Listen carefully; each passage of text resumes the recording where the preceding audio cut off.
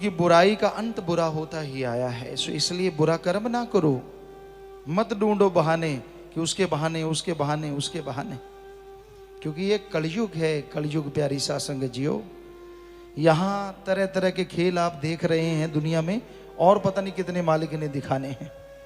आप देखते रहिए क्या क्या हो रहा है समाज में, कौन क्या है, कौन किससे जुड़ा है, ये तो राम जानता है। जो आपको दिख रहा है हो सकता है वो सही ना हो, आप ऐसे कह रहे हैं नहीं ये तो सही है, कोई पता नहीं कौन सही है, क्या पता उस सही का ही कोई इस्तेमाल कर रहा हो, कोई पता नहीं इस समाज में। सो बहुत बुरा हाल है समाज का, बहुत बुरा हशर। यहाँ लोग मन के सताए हुए हैं, मन के मारे हैं। सतगुरु के प्यार में तो कोई कोई मारा है, जिसने सब कुछ उस पे वारा है, और मालिक को अल्लाह राम को वो दोनों जहां में सबसे प्यारा है। तो भाई ये बहानेबाजियां, ये तिगड़मे जो आप लड़ाते रहते हैं अल्लाह राम से दूर होने की, कहीं इतनी तिगड़मबाजी, इतनी सुमरन भक्ति में टाइम लगा दो, मालिक आपके सामने आके खड़ा हो जाए, बोल बेटा क्या चाहिए। पर ढीठ लोग, बेशर्म, कौन सी खानदानी, पता नहीं कहां से आते हैं ऐसे इंसान, राम जाने। क्योंकि खानदानी तो कंस की भी देवी देवताओं वाली थी। खानदानी में वो पैदा हुआ, लेकिन हुआ क्या, राक्षस।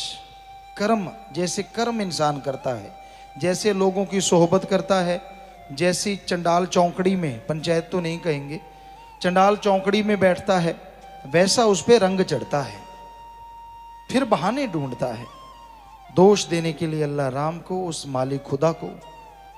नाच न जाने आंगन टेढ़, नच्चे न जावे द्रिफिटे मुंह गोडे दे। सो लानत अपने पे नहीं डालते, कभी किसी का बहाना लेते हैं, कभी किसी का बहाना, कभी किसी का बहाना। तो ऐसे निंदक, ऐसे बुरा करने वालों का हशर दोनों जहां में बुरा होता है, और कहीं ढोई नहीं मिलती। चौधराहट, कईयों की तो चौधराहट चली जाती है तो बौखला जाते हैं। कईयों को धन दौलत जमीन जायद नहीं मिलती, जमीन जायदाद जो वो मांगते हैं, गाड़ियां मांगते हैं, फौज चाहिए, फलां चाहिए, धिंकड़ चाहिए, ना दो तो भागते हैं।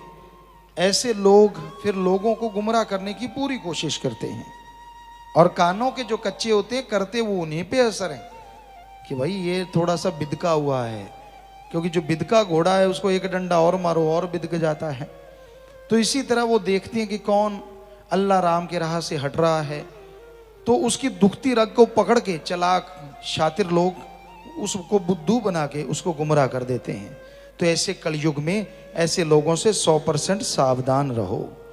तरह तरह की बात बनाते हैं, तरह तरह की चर्चा करते हैं, और खुद के अवगुण नहीं गाते कि मेरे में अवगुण है तो ऐसा है। सो इस कलयुग में भाई आप इंसान बन के आए हैं, नाम जपो मालिक का, मालिक की औलाद का भला करो, सबका भला सोचो, किसी का बुरा ना गाओ, किसी का बुरा ना सुनो। क्योंकि आप अपना देखो, अल्लाह राम ने आपका क्या बुरा किया है, कौन सा आपको बद्दुआ दे दी जिसकी वजह से आप दुखी हैं। अपने कर्मों की वजह से हर कोई दुखी, हर कोई सुखी इस संसार में होता रहता है। कर्म करे खोटे, पड़ेंगे बड़े सोटे। कईयों को सोटों का इंतजार है, और राम से यही चाहते हैं कि मालिक थोड़ा बहुत चुटका तो दिखाई दिया कर, क्या पता उन चुटकों से वो ठीक हो जाएं, अगर वैसे नहीं हो रहे तो। सो हम तो राम से दुआ ही करते हैं कि भला हो जाए।